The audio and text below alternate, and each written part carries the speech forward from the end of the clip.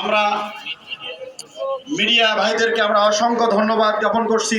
এইভাবে যেরকম প্রচণ্ড রোদে আপনারা দাঁড়িয়ে এই কষ্ট সহ্য করে আমাদের এই বার্তাকে নরেন্দ্র মোদী সরকারের মসনদ পর্যন্ত পৌঁছায় দেওয়ার জন্য চেষ্টা করছেন, এই জন্য আমরা আপনাদের অসংখ্য ধন্যবাদ জ্ঞাপন করছি।